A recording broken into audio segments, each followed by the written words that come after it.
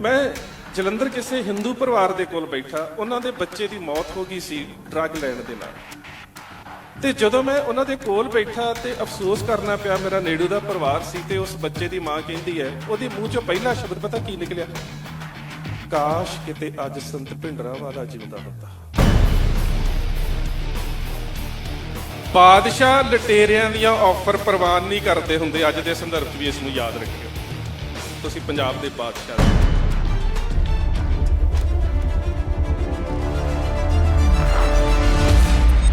ਮੁਕੱਦਸ ਫਤਿਹ ਬੁਲੰਦ ਕਰੀਏ, ਕੋਈ ਰਸਨਾ ਵਾਂਝੀ ਨਾ ਰਹੇ, ਪਿਆਰ ਸਹਿਤ ਆਖਣਾ ਜੀ ਵਾਹਿਗੁਰੂ ਜੀ ਕਾ ਖਾਲਸਾ ਵਾਹਿਗੁਰੂ ਜੀ ਕੀ ਫਤਿਹ।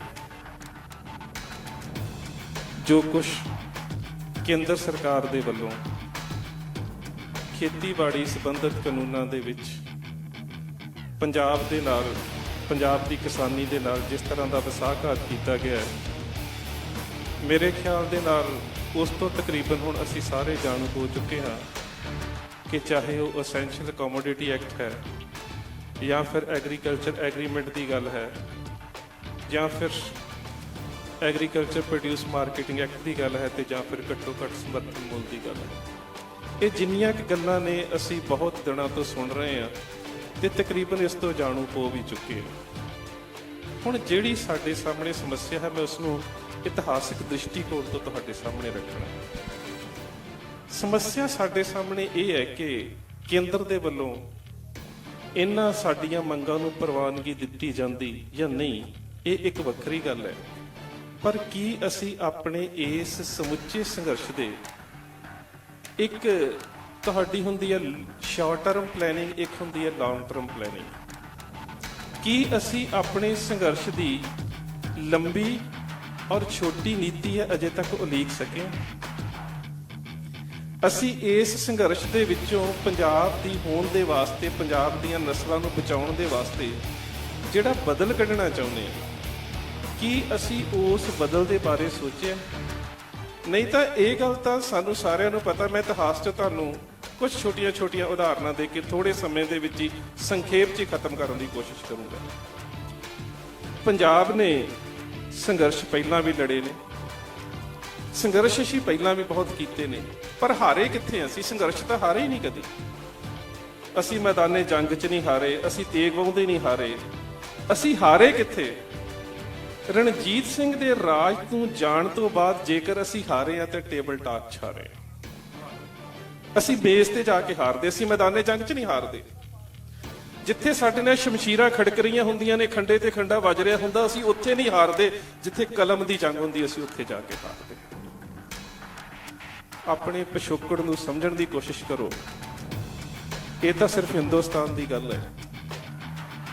ਜੇਕਰ ਤੁਸੀਂ ਚੌਥੇ ਪਾਤਸ਼ਾਹ ਦੇ ਸਮੇਂ ਆਪਣੀ ਸੁਰਤ ਨੂੰ ਲੈ ਕੇ ਜਾਓ ਤਾਂ ਉਸ ਵੇਲੇ ਜਿਹੜਾ ਹਿੰਦੁਸਤਾਨ ਦਾ ਬਾਦਸ਼ਾਹ ਅਕਬਰ ਹੈ, ਉਹ ਏਸ਼ੀਆ ਦੀ ਸਭ ਤੋਂ ਵੱਡੀ ਹਕੂਮਤ ਹੈ। ਤੇ ਬਾਦਸ਼ਾਹ ਅਕਬਰ ਦਾ ਇੱਕ ਕਾਨੂੰਨ ਫਾਇਜ਼ੀ ਨੇ ਤਿਆਰ ਕੀਤਾ ਸੀ, ਜਿਸ ਨੂੰ ਦੀਨੇ ਇਲਾਹੀ ਕਿਹਾ ਜਾਂਦਾ ਸੀ। ਧਾਰਮਿਕ ਅਧਿਕਾਰ ਉਸ ਕੋਲ ਸੀ। ਕਾਬਲ ਤੋਂ ਵਾਪਸ ਜਾਂਦਾ ਪੰਜਾਬ ਦੇ ਵਿੱਚ ਆਇਆ ਤੇ ਗੁਰੂ ਅਮਰਦਾਸ ਪਾਤਸ਼ਾਹ ਦੀ ਸ਼ਿਕਾਇਤ ਹੋਈ। 3 ਸ਼ਿਕਾਇਤਾਂ ਸੀ ਫਾਰਸੀ 'ਚ, ਉਸ ਨੂੰ ਮਹਿਜ਼ਰਨਾਮਾ ਕਿਹਾ ਜਾਂਦਾ, ਮੈਮੋਰੰਡਮ ਕਹਿ ਦਿਓ ਤੁਸੀਂ। 3 ਸ਼ਿਕਾਇਤਾਂ ਦਾ ਉਹਦੇ ਦਰਬਾਰ ਦੇ ਵਿੱਚ ਜਵਾਬ ਦੇਣ ਦੇ ਵਾਸਤੇ ਭੇਜਿਆ ਗਿਆ ਜੇਠਾ ਜੀ, ਗੁਰੂ ਰਾਮਦਾਸ ਮਹਾਰਾਜ। ਸ਼ਿਕਾਇਤ ਕਰਤਾ ਧਿਰ ਉੱਥੇ ਹੈ, ਹਿੰਦੁਸਤਾਨ ਦਾ ਬਾਦਸ਼ਾਹ ਉੱਥੇ ਹੈ, ਸ਼ਿਕਾਇਤਾਂ ਹੋ ਰਹੀਆਂ ਨੇ ਤੇ 3 ਸ਼ਿਕਾਇਤਾਂ ਜਿਹੜੀਆਂ ਨੇ ਉਹਨਾਂ ਦਾ ਜਵਾਬ ਜਦੋਂ ਗੁਰੂ ਰਾਮਦਾਸ ਪਾਤਸ਼ਾਹ ਦਿੰਦੇ ਨੇ ਬਾਬਾ ਜੇਠਾ ਜੀ, ਤੇ ਅਕਬਰ ਨੂੰ ਉਹ 3 ਸ਼ਿਕਾਇਤਾਂ ਉਸੇ ਵੇਲੇ ਖਾਰਜ ਕਰਨੀਆਂ ਪੈਂਦੀਆਂ ਨੇ। ਉਹਦਾ ਕਾਰਨ ਕੀ ਹੈ ਕਿ ਜਿਹੜੀ ਸ਼ਿਕਾਇਤ ਕੀਤੀ ਗਈ ਸ਼ਿਕਾਇਤ ਕਰਤਾ ਧਿਰ ਵੱਲੋਂ, ਉਹਦੇ ਨਾਲ ਗੱਲਬਾਤ ਕਰਨ ਦੀ ਤਿਆਰੀ ਕਰਨ ਦਾ ਢੰਗ ਸਾਨੂੰ ਗੁਰੂ ਸਾਹਿਬ ਨੇ ਦੱਸਿਆ। ਅੱਜ ਅਸੀਂ ਗੱਲਬਾਤ ਦੇ ਟੇਬਲ ਦੇ ਉੱਪਰ ਜਾ ਕੇ ਹਾਰ ਜਾਂਦੇ। ਦੂਸਰੀ ਗੱਲ ਜਿਹੜੀ ਸਭ ਤੋਂ ਅਹਿਮ ਗੱਲ ਹੈ ਕਿ ਮੈਂ ਕੰਵਰ ਭਾਜੀ ਹੁਣਾਂ ਦੇ ਨਾਲ ਬੈਠਾ ਸੀ ਤੇ ਇਸ ਮੁੱਦੇ ਦੇ ਉੱਪਰ ਅਸੀਂ ਇੱਕ ਚਿੰਤਨ ਕਰ ਰਹੇ ਸੀ। ਪੰਜਾਬੀਅਤ ਦੀ ਗੱਲ ਹੈ, ਪਰ ਪੰਜਾਬ ਦਾ ਇੱਕ ਹਿੰਦੂ ਵਰਗ, ਮੈਂ ਸਾਰਿਆਂ ਦੀ ਗੱਲ ਨਹੀਂ ਕਰਦਾ, ਬਹੁਤ ਸਾਰੇ ਹਿੰਦੂ ਵੀਰ ਆੜਤੀ ਦੁਕਾਨਦਾਰ ਸਾਡੇ ਨਾਲ ਬੈਠੇ ਨੇ, ਪਰ ਇੱਕ ਜਿਹੜਾ ਅਮੀਰ ਸਨਅਤਕਾਰ ਹਿੰਦੂ ਵਰਗ ਹੈ, ਉਹ ਪੰਜਾਬੀਅਤ ਦੇ ਨਾਲ ਆਪਣੇ ਆਪ ਨੂੰ ਜੁੜਿਆ ਕਿਉਂ ਨਹੀਂ ਮਹਿਸੂਸ ਕਰ ਰਿਹਾ? ਉਹ ਸਾਡੇ ਸੰਘਰਸ਼ ਦਾ ਹਿੱਸਾ ਕਿਉਂ ਨਹੀਂ ਬਣ ਰਿਹਾ, ਜਦੋਂ ਕਿ ਉਸ ਦੀ ਵੀ ਬਰਾਬਰ ਦੀ ਲੋੜ ਹੈ। ਪਿੱਛੇ ਜਿਹੀ ਗੱਲ ਹੈ, ਜਲੰਧਰ ਦੇ ਵਿੱਚ ਵੇਖੋ ਜਦੋਂ ਜਿਸ ਇਲਾਕੇ ਦੇ ਵਿੱਚ ਹੈ, ਇਸ ਇਲਾਕੇ ਨੇ ਸਰਦਾਰ ਕਪੂਰ ਸਿੰਘ ਵਰਗੇ ਵਿਦਵਾਨ ਨੂੰ ਜਨਮ ਦਿੱਤਾ ਹੈ। ਤੇ ਜਦੋਂ ਉਹਨੀਆਂ ਕਿਤਾਬਾਂ ਦੇ ਵਿੱਚ ਅਸੀਂ ਸਿੱਖ ਹੋਮਲੈਂਡ ਦੀ, ਸਿੱਖ ਸਟੇਟ ਦੀ ਗੱਲ ਕਰਦੇ ਹਾਂ ਨਾ, ਤਾਂ ਫਿਰ ਅੱਜ ਜਦੋਂ ਕੋਈ ਖੁਦ ਮੁਖਤਿਆਰੀ ਦੀ ਗੱਲ ਕਰਦਾ ਹੈ ਨਾ, ਤੇ ਫਿਰ ਸਰਦਾਰ ਕਪੂਰ ਸਿੰਘ ਦੀ ਉਹ ਗੱਲ ਚੇਤੇ ਆਉਂਦੀ ਹੈ, ਜਾਂ ਫਿਰ ਦਰਸ਼ਨ ਸਿੰਘ ਫੇਰੂਮਾਨ ਦੀ ਵਸੀਅਤ ਯਾਦ ਆਉਂਦੀ ਹੈ ਕਿ ਕਿੰਨਾ ਗੱਲਾਂ ਦੇ ਵਿੱਚੋਂ ਖੁਦ ਮੁਖਤਿਆਰੀ ਦੀ ਗੱਲ ਜਿਹੜੀ ਉਹ ਪੈਦਾ ਹੁੰਦੀ ਹੈ। ਭਾਵੇਂ ਕਿ ਉਹਦੇ ਵੱਖ-ਵੱਖ ਦੇਸ਼ਾਂ ਦੇ ਵਿੱਚ ਵੱਖ-ਵੱਖ ਵਿਦਵਾਨਾਂ ਨੇ ਖੁਦ ਮੁਖਤਿਆਰੀ ਦੇ ਵੀ ਵੱਖਰੇ-ਵੱਖਰੇ ਮਾਪਦੰਡ ਤੈਅ ਕੀਤੇ ਹੁੰਦੇ ਨੇ ਕਿ ਕਿੰਨੀ ਕੁ ਖੁਦ ਮੁਖਤਿਆਰੀ ਫੈਡਰਲ ਢਾਂਚੇ 'ਚ ਕਿਸੇ ਸਟੇਟ ਨੂੰ ਦਿੱਤੀ ਜਾਂਦੀ, ਉਹ ਇੱਕ ਵੱਖਰਾ ਵਿਸ਼ਾ ਹੈ। ਪਰ ਮੈਂ ਜਲੰਧਰ ਕਿਸੇ ਹਿੰਦੂ ਪਰਿਵਾਰ ਦੇ ਕੋਲ ਬੈਠਾ, ਉਹਨਾਂ ਦੇ ਬੱਚੇ ਦੀ ਮੌਤ ਹੋ ਗਈ ਸੀ ਡਰੱਗ ਲੈਣ ਦੇ ਨਾਲ। ਤੇ ਜਦੋਂ ਮੈਂ ਉਹਨਾਂ ਦੇ ਕੋਲ ਬੈਠਾ ਤੇ ਅਫਸੋਸ ਕਰਨਾ ਪਿਆ, ਮੇਰਾ ਨੇੜੂ ਦਾ ਪਰਿਵਾਰ ਸੀ, ਤੇ ਉਸ ਬੱਚੇ ਦੀ ਮਾਂ ਕਹਿੰਦੀ ਹੈ, ਉਹਦੇ ਮੂੰਹ 'ਚੋਂ ਪਹਿਲਾ ਸ਼ਬਦ ਪਤਾ ਕੀ ਨਿਕਲਿਆ? ਕਾਸ਼ ਕਿਤੇ ਅੱਜ ਸੰਤ ਭਿੰਡਰਾਂਵਾਲਾ ਜਿਉਂਦਾ ਹੁੰਦਾ। ਮੈਂ ਕਿਹਾ ਜੀ ਤੁਸੀਂ ਜਦੋਂ ਉਹ ਜਿਉਂਦੇ ਸੀ ਉਦੋਂ ਤਾਂ ਤੁਸੀਂ ਵਿਰੋਧ ਦੇ ਵਿੱਚ ਸੀ, ਅੱਜ ਮਨ ਦੇ ਵਿੱਚ ਇਹ ਗੱਲ ਕਿਵੇਂ ਆ ਗਈ ਕਾਸ਼ ਸੰਤ ਜਰਨੈਲ ਸਿੰਘ ਭਿੰਡਰਾਂਵਾਲਾ ਜਿਉਂਦਾ ਹੁੰਦਾ? ਕਹਿੰਦੀ ਇਸ ਕਰਕੇ ਆ ਗਈ ਕਿ ਕਮ ਸੇ ਕਮ ਸਾਡੇ ਬੱਚੇ ਨਸ਼ੇ ਦੇ ਨਾਲ ਨਾ ਮਰਨ। ਇਹਦਾ ਮਤਲਬ ਜਦੋਂ ਸਾਨੂੰ ਆਪ ਨੂੰ ਸੇਕ ਲੱਗਾ ਉਦੋਂ ਸਾਨੂੰ ਸੰਤ ਜਰਨੈਲ ਸਿੰਘ ਦੀ ਯਾਦ ਆਈ, ਪਰ ਉਸ ਸਮੇਂ ਜਿਹੜਾ ਸਾਡੇ ਸਾਹਮਣੇ ਹਿੰਦੁਸਤਾਨੀ ਮੀਡੀਆ ਨੇ ਜਿਹੜਾ ਬਰਤਾਂਤ ਸਿਰਜਿਆ, ਪਤਾ ਕੀ ਕਿਹਾ ਗਿਆ? ਮੈਂ ਕਹਿੰਦਾ ਇੱਥੇ ਵੀ ਮੀਡੀਆ ਬੈਠਾ ਹੈ, ਨਿਰਪੱਖ ਮੀਡੀਆ ਦੇ ਵਿੱਚ ਜੀ ਜਾਂਚ ਕਰਾ ਕੇ ਵੇਖ ਲਓ ਜੀ, ਪੰਜਾਬ ਦੇ ਵਿੱਚ 35,000 ਗੈਰ ਸਿੱਖ ਹਿੰਦੂ ਕਤਲ ਕਰ ਦਿੱਤਾ ਗਿਆ, ਜਦੋਂ ਕਿ ਜਿਹੜੇ ਅੰਕੜੇ ਨੇ ਉਹ 400 ਤੋਂ ਥੱਲੇ ਰਹਿ ਜਾਂਦੇ ਨੇ, 500 ਤੋਂ ਤਾਂ ਬਿਲਕੁਲ ਥੱਲੇ ਰਹਿ ਜਾਂਦੇ। ਗੱਲ ਕੀ ਸਟੇਟ ਦੇ ਵੱਲੋਂ, ਸਰਕਾਰਾਂ ਦੇ ਵੱਲੋਂ ਬਰਤਾਂਤ ਸਿਰਜਿਆ ਜਾਂਦਾ ਹੈ, ਜਿਹੜਾ ਬਰਤਾਂਤ ਹੁਣ ਸਿਰਜਿਆ ਜਾ ਰਿਹਾ ਹੈ, ਜਿਹੜਾ ਨਰੇਟਿਵ ਸੈੱਟ ਕੀਤਾ ਜਾ ਰਿਹਾ ਹੈ। ਬਿਜਲੀ ਨਹੀਂ ਆਵੇਗੀ ਕਿਸਾਨਾਂ ਦੇ ਸੰਘਰਸ਼ ਕਰਕੇ, ਕੋਲਾ ਖਤਮ ਹੋ ਰਿਹਾ ਹੈ ਕਿਸਾਨਾਂ ਦੇ ਸੰਘਰਸ਼ ਕਰਕੇ, ਦੁਕਾਨਦਾਰਾਂ ਨੂੰ ਦੀਵਾਲੀ ਦੇ ਉੱਪਰ ਲਾਉਣ ਦੇ ਵਾਸਤੇ ਉਹਨਾਂ ਦੀਆਂ ਵਸਤਾਂ ਨਹੀਂ ਮਿਲਣਗੀਆਂ ਕਿਸਾਨਾਂ ਦੇ ਸੰਘਰਸ਼ ਕਰਕੇ, ਛੋਟੇ ਦੁਕਾਨਦਾਰ ਦੀਵਾਲੀ ਦੇ ਉੱਪਰ ਦੁਕਾਨਾਂ ਨਹੀਂ ਲਾ ਲੈਣਗੇ ਕਿਸਾਨਾਂ ਦੇ ਸੰਘਰਸ਼ ਕਰਕੇ, ਬਾਰਡਰ ਦੇ ਉੱਪਰ ਫੌਜੀਆਂ ਨੂੰ ਸਮਾਨ ਨਹੀਂ ਪਹੁੰਚ ਰਿਹਾ ਕਿਸਾਨਾਂ ਦੇ ਸੰਘਰਸ਼ ਕਰਕੇ। ਗੱਲ ਕੀ ਕਿ ਉਹਨਾਂ ਕੋਲ ਜਿਹੜਾ ਵਿਕਾਊ ਮੀਡੀਆ ਹੈ, ਉਹ ਸਾਰੇ ਲੋਕਾਂ ਦੀ ਮਾਨਸਿਕਤਾ ਦੀ ਦਿਸ਼ਾ ਜਿਹੜੀ ਇਸ ਡਾਇਰੈਕਸ਼ਨ ਦੇ ਵਿੱਚ ਸੈੱਟ ਕਰ ਦੇਵੇਗਾ, ਜਿੱਥੇ ਲੋਕਾਂ ਦੇ ਵਿੱਚ ਇਹ ਗੱਲ ਜਾਵੇਗੀ ਕਿ ਕਿਸਾਨਾਂ ਦਾ ਸੰਘਰਸ਼ ਸ਼ਾਇਦ ਪੰਜਾਬੀਅਤ ਦੇ ਵਾਸਤੇ ਖਤਰਨਾਕ ਸਾਬਤ ਹੋ ਰਿਹਾ। ਤੇ ਉੱਥੇ ਦੋਸ਼ੀ ਕੌਣ ਆ? ਅਸੀਂ ਅਜੇ ਤੱਕ ਉਹਨਾਂ ਲੋਕਾਂ ਨਾਲ, ਸ਼ਹਿਰੀ ਲੋਕਾਂ ਦੇ ਨਾਲ ਇੱਕ ਡਾਇਲੌਗ ਨਹੀਂ ਰਚਾ ਸਕੇ, ਅਸੀਂ ਇੱਕ ਸੰਵਾਦ ਨਹੀਂ ਸਿਰਜ ਸਕੇ, ਅਸੀਂ ਦੱਸ ਨਹੀਂ ਸਕੇ ਕਿ ਪੰਜਾਬ ਦੇ ਵਿੱਚ ਇਹਨਾਂ ਬਿੱਲਾਂ ਦੇ ਨਾਲ ਪੰਜਾਬ ਦਾ ਕਿਸਾਨ ਤੇ ਹੋ ਸਕਦਾ ਮਰਦਾ 10 ਸਾਲ ਕੱਢ ਜਾਵੇ, ਤੁਸੀਂ ਸਾਡੇ ਤੋਂ ਪਹਿਲਾਂ ਮਰਨਾ। ਅਸੀਂ ਉਹ ਬਰਤਾਂਤ ਨਹੀਂ ਸਿਰਜ ਸਕੇ, ਅਸੀਂ ਉਹਨਾਂ ਨੂੰ ਦੱਸ ਨਹੀਂ ਸਕੇ। ਰਣਜੀਤ ਸਿੰਘ ਨੇ ਰਾਜ ਕਿਉਂ ਕੀਤਾ? ਰਣਜੀਤ ਸਿੰਘ ਨੇ ਉਹਨਾਂ ਲੋਕਾਂ ਦੇ ਵਿੱਚ ਸਿੱਖ ਰਾਜ ਦੀ ਖੂਬੀ ਕੀ ਹੈ, ਉਹ ਗੈਰ ਸਿੱਖਾਂ ਦੇ ਵਿੱਚ ਵੀ ਉਸ ਬਰਤਾਂਤ ਨੂੰ ਸਿਰਜਿਆ। ਮੈਂ ਤੁਹਾਨੂੰ ਉਦਾਹਰਨ ਦਿੰਦਾ, ਅਵੇਤਾਬਲ ਮਹਾਰਾਜਾ ਰਣਜੀਤ ਸਿੰਘ ਦਾ ਬਾਹਰੀ ਜਰਨੈਲ, ਵਿਦੇਸ਼ੀ ਜਰਨੈਲ, ਪਸ਼ਾਵਰ ਦੇ ਵਿੱਚ ਜੰਗੀ ਫੌਜੀ ਛਾਉਣੀ ਕਾਇਮ ਕਰਨੀ ਸੀ। ਉਸ ਫੌਜੀ ਛਾਉਣੀ ਨੂੰ ਕਾਇਮ ਕਰਨ ਦੇ ਵਾਸਤੇ ਉਸ ਨੂੰ ਇੱਕ ਅਮੀਰ ਚੰਦ ਨਾਂ ਦੇ ਹਿੰਦੂ ਵਪਾਰੀ ਦਾ, ਅਮੀਰ ਦਾ ਘਰ ਢਾਉਣਾ ਪੈ ਗਿਆ। ਮੱਧ ਪਰਿਵਾਰ ਦੇ ਵਿੱਚੋਂ ਸੀ, ਛੋਟਾ ਮੋਟਾ ਵਪਾਰ ਕਰਦਾ ਸੀ। ਮਹਾਰਾਜਾ ਰਣਜੀਤ ਸਿੰਘ ਨੂੰ ਪਤਾ ਲੱਗਾ ਤੇ ਮਹਾਰਾਜਾ ਰਣਜੀਤ ਸਿੰਘ ਨੇ ਉਸ ਹਿੰਦੂ ਪਰਿਵਾਰ ਨੂੰ ਘਰ ਬਣਾਉਣ ਦੇ ਵਾਸਤੇ ਉਸ ਆਪਣੇ ਜਰਨੈਲ ਦੀ ਤਨਖਾਹ ਚੋਂ ਕੱਟ ਕੇ 15,000 ਰੁਪਏ ਉਹਨਾਂ ਸਮਿਆਂ 'ਚ ਦਿੱਤੇ ਕਿ ਨਹੀਂ ਕਿਤੇ ਪੰਜਾਬ ਦੇ ਕਿਸੇ ਬਸ਼ਿੰਦੇ ਦੇ ਮਨ ਦੇ ਵਿੱਚ ਬੇਗਾਨਗੀ ਦਾ ਅਹਿਸਾਸ ਨਾ ਪੈਦਾ ਹੋ ਜਾਵੇ। ਕਿਉਂਕਿ ਹੁਣ ਉਹ ਜਿਹੜਾ ਬੇਗਾਨਗੀ ਦਾ ਅਹਿਸਾਸ ਉਹਨਾਂ ਦੇ ਵਿੱਚੋਂ ਕੱਢਿਆ ਗਿਆ, ਅੱਜ ਉਹ ਕਿਉਂ ਵੀਰ ਨਹੀਂ ਸਮਝ ਰਹੇ ਕਿ ਅਸੀਂ ਵੀ ਇਸ ਮਿੱਟੀ ਦੇ ਵਾਰਿਸ ਹਾਂ, ਸਾਨੂੰ ਕਿਸਾਨਾਂ ਦੇ ਨਾਲ ਬਹਿਣਾ ਪਵੇਗਾ, ਸਾਨੂੰ ਇਸ ਸੰਘਰਸ਼ ਦਾ ਹਿੱਸਾ ਬਣਨਾ ਪਵੇਗਾ। ਉਹ ਆਪਣੀ ਸੁਰਤ ਨੂੰ, ਆਪਣੀ ਮਾਨਸਿਕਤਾ ਨੂੰ ਪੰਜਾਬੀਅਤ ਦੇ ਨਾਲ ਜੋੜ ਕੇ ਕਿਉਂ ਨਹੀਂ ਵੇਖ ਰਹੇ? ਪਰ ਮੈਂ ਤਾਂ ਇਹ ਵੇਖਦਾ ਕਿ ਹੁਣ ਤੱਕ ਜਿੰਨਾ ਵੀ ਸੰਘਰਸ਼ ਲੜਿਆ ਜਾਂਦਾ ਪੰਜਾਬੀਅਤ ਦੇ ਨਾਂ ਤੇ, ਇੱਕ ਖਾਸ ਵੱਡਾ, ਮੈਂ ਤਾਂ ਸਿੱਖਾਂ ਦੀ ਵੀ ਗੱਲ ਕਰੂੰਗਾ ਕਿ ਸਿੱਖਾਂ ਦਾ ਵੀ ਇੱਕ ਵਰਗ ਹੈ ਜਿਹੜਾ ਰਾਜਨੀਤੀ ਨਾਲ ਜੁੜ ਕੇ ਆਪਣੇ ਆਪ ਨੂੰ ਵੱਡਾ ਸਨਅਤਕਾਰ ਸਮਝਣ ਲੱਗ ਗਿਆ ਹੈ। ਉਹ ਵੀ ਪੰਜਾਬ ਦੇ ਸੰਘਰਸ਼ ਤੋਂ ਦੂਰ ਰਹਿੰਦਾ ਜਿੰਨਾ ਚਿਰ ਉਹਦੀ ਮਜਬੂਰੀ ਨਾ ਬਣ ਜਾਵੇ। ਉਹ ਤੁਹਾਡੇ ਨਾਲ ਉਦੋਂ ਹੀ ਆ ਕੇ ਤੁਹਾਡੇ ਨਾਲ ਬਹਿਣ ਨੂੰ ਤਿਆਰ ਹੈ ਜਦੋਂ ਰਾਜਨੀਤਿਕ ਸੱਤਾ ਉਹਦੀ ਉਸਦੀ ਮਜਬੂਰੀ ਹੈ। ਪਰ ਸੱਚਮੁੱਚ ਪੰਜਾਬ ਦੇ ਸੰਘਰਸ਼ ਜਾਂ ਪੰਜਾਬ ਦੀ ਖੁਦਮੁਖਤਿਆਰੀ ਜਿਹੜੀ ਹੈ ਉਹਦੀ ਮਾਨਸਿਕਤਾ ਦੇ ਵਿੱਚੋਂ ਨਿਕਲ ਚੁੱਕੀ ਹੈ। ਸ਼ਾਇਦ ਉਹ ਆਪਣੇ ਵਿਰਸੇ ਨੂੰ, ਆਪਣੇ ਇਤਿਹਾਸ ਨੂੰ ਭੁੱਲ ਚੁੱਕਾ ਹੈ ਵੀ ਤੁਸੀਂ ਤਾਂ ਉਸ ਮਿੱਟੀ ਦੇ ਵਾਰਸ ਹੋ, ਤੁਹਾਨੂੰ ਆਪਣੀਆਂ ਫਸਲਾਂ ਦੇ ਨਾਲ ਤੇ ਆਪਣੀ ਮੁਖਤਿਆਰੀ ਦੇ ਨਾਲ ਮੋਹ ਕਿੰਨਾ ਸੀ। ਜੇ ਤੁਸੀਂ ਆਪਣੇ ਕੈਨੇਡਾ ਤੋਂ ਆਏ ਵੀਰ ਜੀ ਇੱਕ ਯਹੂਦੀਆਂ ਦੀ ਗੱਲ ਕਰਕੇ ਗਏ ਸੀਗੇ। ਯਹੂਦੀਆਂ ਦੇ ਘਰ ਦੇ ਵਿੱਚ ਜਦੋਂ ਬੱਚਾ ਜਨਮ ਲੈਂਦਾ ਨਾ ਤੇ ਉਹਦੇ ਕੰਨ ਦੇ ਵਿੱਚ ਇੱਕ ਗੱਲ ਕੀਤੀ ਜਾਂਦੀ ਹੈ, born to be a ruler, ਤੂੰ ਰਾਜ ਕਰਨ ਵਾਸਤੇ ਜੰਮਿਆ। ਇਹ ਤੇ ਅੱਜ ਦੀਆਂ ਗੱਲਾਂ ਨੇ ਵੀ ਤੁਹਾਡੇ ਕੰਨਾਂ 'ਚ ਕਿਹੜੇ ਵੇਲੇ ਤੁਹਾਡੀਆਂ ਮਾਵਾਂ ਪਾਉਂਦੀਆਂ ਸੀ ਹਮ ਰਾਖਤ ਪਾਤਸ਼ਾਹੀ ਦਾਵਾ, ਉਹ ਕਿੱਥੇ ਚਲਾ ਗਿਆ। ਕੈਪਟਨ ਮਰੇ ਦੀ ਵਾਰਤਾਲਾਪ ਹੋਈ ਰਤਨ ਸਿੰਘ ਭੰਗੂ ਦੇ ਨਾਲ ਤੇ ਕੈਪਟਨ ਮਰੇ ਕਹਿੰਦਾ ਪੰਜਾਬ ਦਾ ਮਾਲਕ ਕੌਣ ਹੈ? ਕਹਿੰਦਾ ਅਸੀਂ। ਕਹਿੰਦਾ ਕਿਵੇਂ? ਕਹਿੰਦਾ ਸਾਡੇ ਕੋਲ ਪਾਤਸ਼ਾਹੀ। ਕਹਿੰਦਾ ਦਿੱਤੀ ਕਿੰਨੇ? ਕਹਿੰਦਾ ਹਮਕੋ ਪਾਤਸ਼ਾਹੀ ਨਾਨਕ ਦੇਈ। ਕਹਿੰਦਾ ਗੁਰੂ ਨਾਨਕ ਨੂੰ ਕਿੰਨੇ ਦਿੱਤੀ ਸੀ? ਕਹਿੰਦਾ ਗੁਰੂ ਨਾਨਕ ਨੇ ਰੱਬ ਤੋਂ ਲਈ ਸੀ। ਦੱਸੋ ਹੁਣ ਕਹਿੰਦਾ ਫਿਰ ਇਹ ਪਾਤਸ਼ਾਹੀ ਗਾਂ ਕਿੰਨਾ ਦੇ ਕੋਲ ਹੈ? ਤੁਹਾਨੂੰ ਰਾਜਨੀਤੀ ਆਉਂਦੀ ਹੈ? ਅੱਜ ਰਾਜਨੀਤੀ ਦੇ ਬਾਰੇ ਸਾਡੀ ਮਾਨਸਿਕਤਾ ਦੇ ਵਿੱਚ ਇੱਕ ਇੰਟਰਚੇਬਿਲਿਟੀ ਪੈਦਾ ਕੀਤੀ ਜਾ ਰਹੀ, ਖਾਸ ਕਰਕੇ ਇੱਕ ਪੋਲੀਟੀਕਲ ਇੰਟਰਚੇਬਿਲਿਟੀ, ਇੱਕ ਰਾਜਨੀਤਿਕ ਅਛੂਤਾਵਾਦ ਸਾਡੇ ਮਨ 'ਚ ਪੈਦਾ ਕਰ ਦਿੱਤਾ ਗਿਆ ਕਿ ਜਿਹੜਾ ਬੰਦਾ ਰਾਜਨੀਤੀ 'ਚ ਚਲਾ ਗਿਆ ਇਹ ਤੇ ਬਹੁਤ ਮਾੜਾ। ਤੁਸੀਂ ਚੰਗੇ ਬੰਦਿਆਂ ਨੂੰ ਰਾਜਨੀਤੀ 'ਚ ਨਹੀਂ ਭੇਜੋਗੇ ਤੇ ਮਾਫ ਕਰਨਾ ਮਾੜੇ ਅੱਗੇ ਆਉਣਗੇ।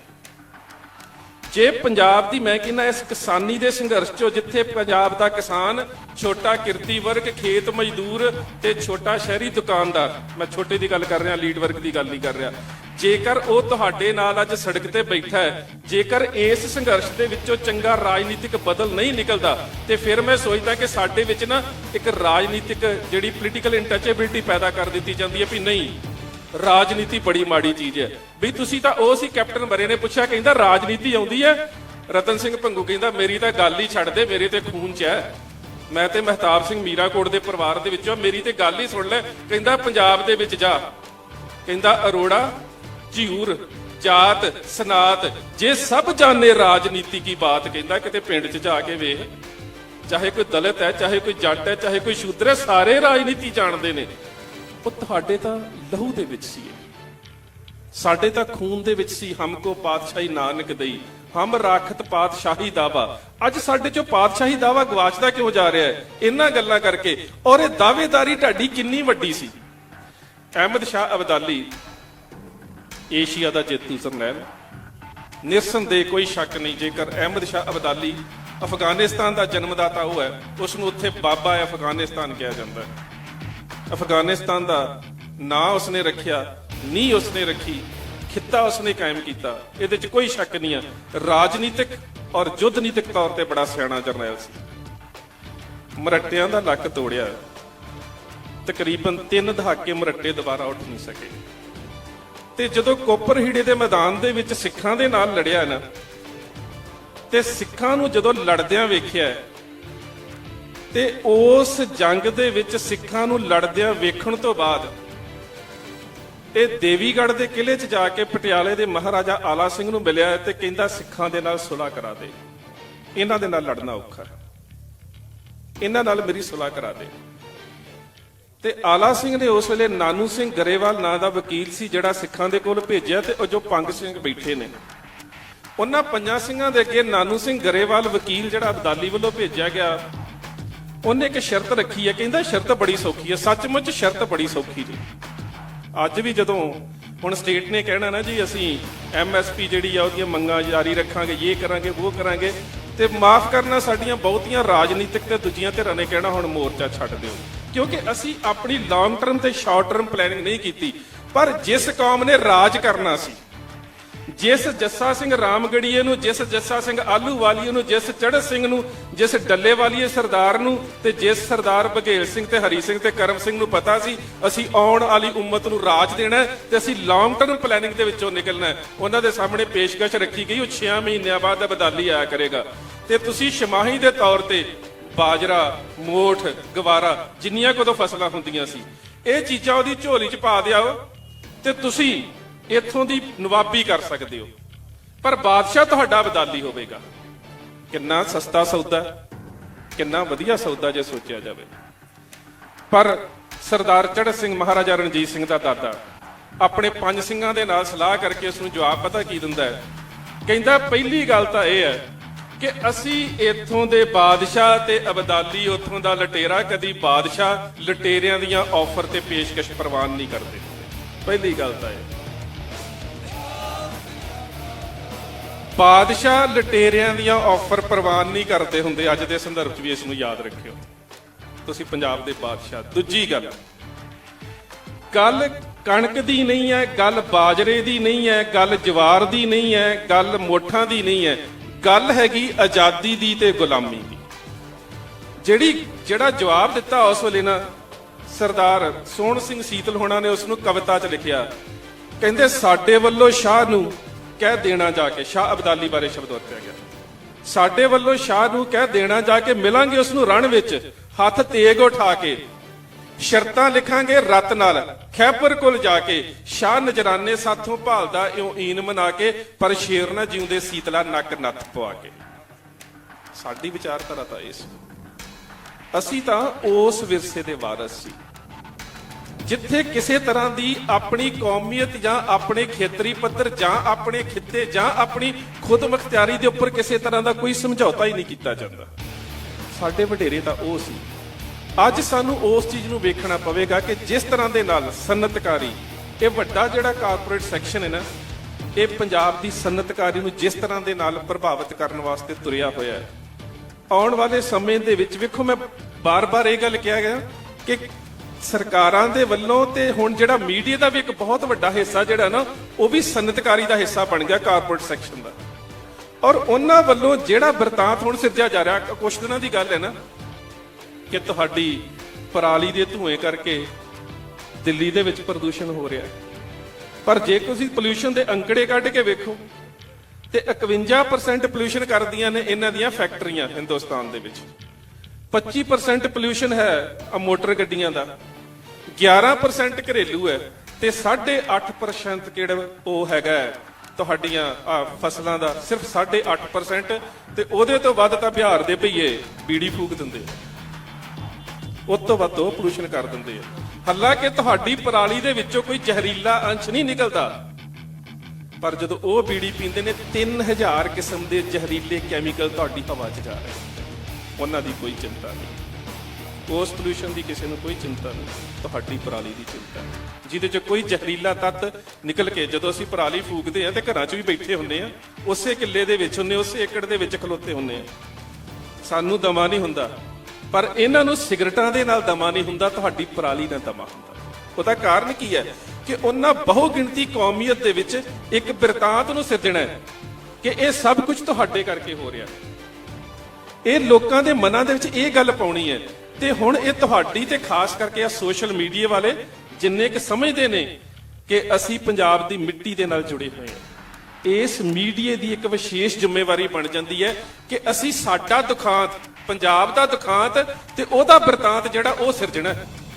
ਅਸੀਂ ਪੰਜਾਬ ਦੇ ਲੋਕਾਂ ਦਾ ਦੁਖਾਂਤ ਵੀ ਦੱਸਣਾ ਕਿ ਅਸੀਂ ਕੀ ਸੀ ਤੇ ਕਿਸ ਪੱਧਰ ਦੇ ਉੱਪਰ ਪਹੁੰਚ ਗਏ ਹਾਂ। ਆਉਣ ਵਾਲੇ ਸਮੇਂ ਦੇ ਵਿੱਚ ਜੇਕਰ ਤੁਹਾਨੂੰ ਕਿਤੇ ਇੱਕ ਕਿਤਾਬ ਸੀਡਸ ਆਫ ਡਿਸਟਰਕਸ਼ਨ ਪੜ੍ਹਨ ਦਾ ਮੌਕਾ ਮਿਲੇ, ਨਾ ਤੋਂ ਸਪਸ਼ਟ ਹੈ ਤਬਾਹੀ ਦੇ ਬੀਜ। ਕਿਸਾਨ ਬਜ਼ੁਰਗ ਬੈਠੇ ਨੇ, ਅਸੀਂ ਨਦੀਨ ਹੀ ਪੁੱਟਦੇ ਹੁੰਦੇ ਸੀ ਝੋਨੇ ਦੇ ਵਿੱਚੋਂ, ਉਸ ਤੋਂ ਬਾਅਦ ਮਚੈਟੀ ਆ ਗਈ, ਮਨਸੈਂਟੋ ਕੰਪਨੀ ਜਿਹੜੀ ਕਿ ਰੌਕਫੈਲਰ ਪਰਿਵਾਰ ਦੀ ਹੈ, ਜਿਹੜਾ ਅੱਜ ਦੁਨੀਆ ਦੇ ਵੱਡੇ 5 ਬੈਂਕਰਾਂ ਦੇ ਵਿੱਚੋਂ ਜਿਹੜੇ ਅੱਜ ਦੁਨੀਆ ਨੂੰ ਕਹਿ ਸਕਦੇ ਹੋ ਕਿ ਚਲਾ ਰਹੇ ਨੇ ਆਰਥਿਕ ਪੱਧਰ ਦੇ ਉੱਪਰ। ਮਨਸੈਂਟੋ ਦੀ ਮਚੈਟੀ ਆ ਗਈ, ਬਾਇਰ ਦੀਆਂ ਕੁਝ ਹੋਰ ਦਵਾਈਆਂ ਆ ਗਈਆਂ, ਇਨਸੈਕਟੀਸਾਈਡ ਆ ਗਏ, ਪੈਸਟੀਸਾਈਡਸ ਆ ਗਏ। ਹੁਣ ਅਸੀਂ ਉਹ ਪਾਉਣੇ ਸ਼ੁਰੂ ਕਰ ਦਿੱਤੇ। ਕਿੰਨੇ ਸਾਲ ਤੁਹਾਨੂੰ ਪਤਾ ਹੈ, ਮੈਂ ਵੀ ਕਿਸਾਨ ਪਰਿਵਾਰ ਦੇ ਵਿੱਚੋਂ ਆ, ਅਸੀਂ ਕਣਕ ਬੀਜਦੇ ਸੀ ਤੇ ਉਸ ਤੋਂ ਬਾਅਦ ਘਰ ਦੇ ਵਿੱਚ ਹੀ ਕਣਕ ਦਾ ਬੀਜ ਰੱਖ ਲੈਂਦੇ ਸੀ, ਅਗਲੇ ਸਾਲ ਇਹਦੇ ਚੋਂ ਪਾਉਣਾ। ਹੁਣ ਕਿੰਨੇ ਸਾਲ ਉੱਗਦਾ? ਹੁਣ ਤੁਹਾਨੂੰ ਹਾਈਬ੍ਰਿਡ ਕਿਉਂ ਖਰੀਦਣੇ ਪੈਂਦੇ ਨੇ? ਕਿਉਂਕਿ ਤੁਹਾਡੀ ਜ਼ਮੀਨ ਦੇ ਬੀਜ ਦੀ ਉਗਾਈ ਤੋਂ ਲੈ ਕੇ ਬਿਜਾਈ ਤੋਂ ਲੈ ਕੇ ਪੈਸਟੀਸਾਈਡ ਇਨਸੈਕਟੀਸਾਈਡ ਤੱਕ ਇੱਕ ਵੱਡੇ ਕਾਰਪੋਰੇਟ ਸੈਕਟਰ ਦਾ ਜਿਹੜਾ ਉਹ ਕਬਜ਼ਾ ਹੋ ਚੁੱਕਾ ਹੈ। ਔਰ ਅੱਜ ਕੱਲ ਦੇ ਸਮੇਂ ਦੇ ਵਿੱਚ ਜਿਹੜੇ ਲੋਕ ਸਨਅਤਕਾਰੀ ਜਾਂ ਇੰਨੇ ਕਾਰਪੋਰੇਟ ਘਰਾਣਿਆਂ ਦੇ ਬਹੁਤ ਵੱਡੇ ਜਿਹੜੇ ਥਿੰਕਰ ਨੇ ਨਾ, ਉਹ ਸੋਚਦੇ ਨੇ ਕਿ ਦੋ ਚੀਜ਼ਾਂ ਤੋਂ ਬਾਅਦ, ਦਵਾਈਆਂ ਔਰ ਹਥਿਆਰ ਤੋਂ ਬਾਅਦ, ਜੇਕਰ ਦੁਨੀਆ ਦੀ ਸਭ ਤੋਂ ਵੱਡੀ ਆਰਥਿਕ ਮੰਡੀ ਹੈ ਤੇ ਉਹ ਅੰਨ ਹੈ। ਜਿਹਦੇ ਹੱਥ ਦੇ ਵਿੱਚ ਹਥਿਆਰ ਹੈ, ਰੋਟੀ ਉਹਨੂੰ ਵੀ ਚਾਹੀਦੀ ਹੈ, ਜਿਹੜਾ ਬਿਮਾਰ ਹੈ ਰੋਟੀ ਉਹਨੂੰ ਵੀ ਚਾਹੀਦੀ ਹੈ।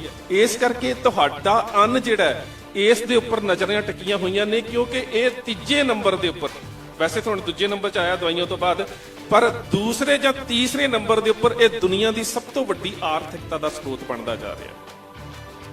ਇਸ ਦੇ ਕਰਕੇ ਤੁਹਾਡੇ ਉੱਪਰ ਇਹ ਨਜ਼ਰਾਂ ਲੱਗੀਆਂ ਹੋਈਆਂ ਨੇ। ਹੁਣ ਇਹਨੂੰ ਅਸੀਂ ਬਚਾਉਣਾ ਕਿਵੇਂ ਹੈ ਇਹਦੇ ਵਾਸਤੇ ਲੌਂਗ ਟਰਮ ਸਾਡੀਆਂ ਪਲੈਨਿੰਗ ਕੀ ਹੋਣ, ਸਾਡੇ ਕਿਹੜੇ ਮੁੱਦੇ ਹੋਣ, ਕਿਸ ਤਰ੍ਹਾਂ ਦੀ ਖੁਦਮੁਖਤਿਆਰੀ ਦੀ ਅਸੀਂ ਗੱਲ ਕਰਨੀ ਹੈ, ਇਹ ਸਾਨੂੰ ਸਿਰ ਜੋੜ ਕੇ ਬੈਠਣਾ ਪੈਣਾ। ਤੇ ਹੁਣ ਮੈਂ ਤੁਹਾਨੂੰ ਬੇਨਤੀ ਵੀ ਕਰਾਂ ਕਿ ਥੋੜਾ ਜਿਹਾ ਆਪਣੇ ਰਾਜਨੀਤਿਕ ਧਿਰਾਂ ਤੋਂ ਉੱਪਰ ਆ ਕੇ ਉਸ ਰਾਜਸੀ ਮੁਹਾਜ ਦੀ ਸਿਰਜਣਾ ਦੀ ਗੱਲ ਕਰੋ ਜਿਹੜਾ ਸੱਚਮੁੱਚ ਪੰਜਾਬ ਦੇ ਲੋਕਾਂ ਦੀ ਨੁਮਾਇੰਦਗੀ ਕਰ ਸਕਦਾ।